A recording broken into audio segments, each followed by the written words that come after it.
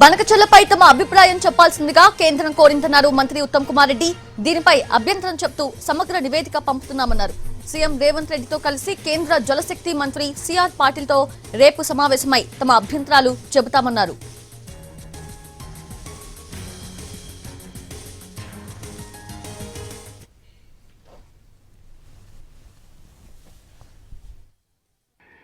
జిఆర్ఎంబికి కేఆర్ఎంబికి ఈ కో basin states అందరికి పంపించి 15 days లో మీ అభిప్రాయం తెలియజేయాల్సిందిగా మాకు పంపించారు. మేము ప్రాథమికంగా అసలు ఈ ప్రాజెక్ట్ కి మేము అపోజ్ చేస్తున్నామని లిఖితపూర్వకంగా పంపిస్తూ ఇప్పుడు ఈ ప్రీ ఫీజిబిలిటీ రిపోర్ట్ డిపార్ట్మెంట్ లో interstate department of irrigation department లో we are studying to send a detail report. మరి రేపు ఉదయం ముఖ్యమంత్రి గారు నేను కేంద్ర జలవనరుల మంత్రి సిఆర్ పాటిల్ గారు కలిసి మా అభ్యంతరాలు తెలియజేస్తున్నాం. గతంలో మేము కట్టుకున్నాం కాబట్టి ఇప్పుడు మాకే ఎక్కువ రైట్ ఉందని చెప్పి ఇప్పుడు కృష్ణా ట్రిబ్యునల్ చెప్తున్నారు. ఇది ముందుకు పోతే గోదావరి ట్రిబ్యునల్ కూడా అదే చెప్పబోతుందని చెప్పి మనందరూ అప్రహెన్షన్. జిఆర్ఎంబికి కేఆర్ఎంబికి ఈ కో బేసిన్ స్టేట్స్ అందరికి పంపించి 15 days లో మీ అభిప్రాయం తెలియజేయాల్సిందిగా మాకు పంపించారు. మేము ప్రాథమికంగా అసలు ఈ ప్రాజెక్ట్ కి మేము అపోజ్ చేస్తున్నామని లిఖితపూర్వకంగా పంపిస్తూ ఇప్పుడు ఈ ప్రీ ఫీజిబిలిటీ రిపోర్ట్ డిపార్ట్మెంట్ లో interstate department of irrigation department లో we are studying to send a detail report. మరి రేపు ఉదయం ముఖ్యమంత్రి గారు నేను కేంద్ర జలవనరుల మంత్రి సిఆర్ పాటిల్ గారు కలిసి మా అభ్యంతరాలు తెలియజేస్తున్నాం. గతంలో మేము కట్టుకున్నాం కాబట్టి ఇప్పుడు మాకే ఎక్కువ రైట్ ఉందని చెప్పి ఇప్పుడు కృష్ణా ట్రిబ్యునల్ చెప్తున్నారు. ఇది ముందుకు పోతే గోదావరి ట్రిబ్యునల్ కూడా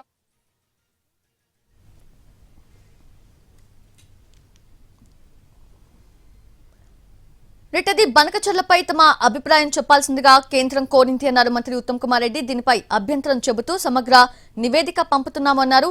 సీఎం రేవంత్ రెడ్డితో కలిసి కేంద్ర జలశక్తి మంత్రి సిఆర్ పాటిల్తో రేపు సమావేశమై తమ అభ్యంతరాలు చెబుతామన్నారు. అయితే లేటెస్ట్ అప్డేట్స్ తెలుసుకుందాము. మా ప్రతినిధి సుధీర్ సిద్ధంగా ఉన్నారు. సుధీర్,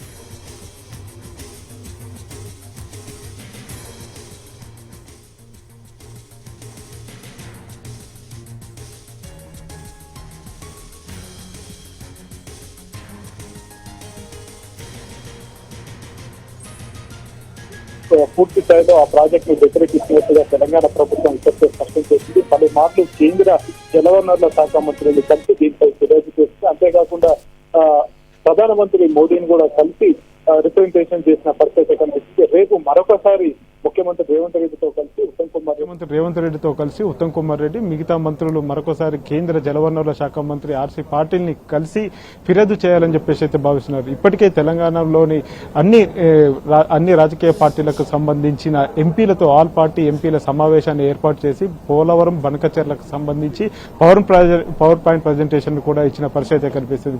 ఈ పవర్ పాయింట్ ప్రజెంటేషన్ ద్వారా అసలు గోదావరి బేసిన్ లో ఉన్న నీటిని కృష్ణా బేసిన్ లోకి ఎలా తరలిస్తున్నారు, వాటికి ఎంత ఖర్చు అవుతుంది, వాటికి సంబంధించిన అనుమతులు ఏ విధంగా ఉన్నాయనే విషయానికి సంబంధించి కాసేపటి క్రితం ఎక్స్పర్ట్స్ తోటి ఇరిగేషన్ ఎక్స్పర్ట్స్ తోటి పూర్తి స్థాయిలో పవర్ పాయింట్ ప్రజెంటేషన్ కూడా ఇవ్వడం జరిగింది. ఈ పవర్ పాయింట్ ప్రజెంటేషన్ కి బీఆర్ఎస్ పార్టీ నుంచి వద్దిరాజు రవిచంద్ర హాజరయ్యారు. అదేవిధంగా బీజేపీ పార్టీ నుంచి రఘునందన్ రావు, అదేవిధంగా డీకే అరుణ హాజరయ్యారు. కాంగ్రెస్ పార్టీకి సంబంధించిన ఎంపీలు హాజరయ్యారు. అదేవిధంగా ఎంఐఎం సంబంధించిన ఎంపీ కూడా హాజరయ్యారు. వారికి కాసేపట్లోనే పూర్తి స్థాయిలో దీనికి సంబంధించి ఇంకా పవర్ పాయింట్ ప్రజెంటేషన్ అయితే కొనసాగుతుంది. పవర్ పాయింట్ ప్రజెంటేషన్ కొనసాగిన తర్వాత మళ్ళీ రాష్ట్ర ముఖ్యమంత్రి రేవంత్ రెడ్డి కూడా మీడియాతో మాట్లాడే అవకాశాలు అయితే కనిపిస్తున్నాయి. గతంలో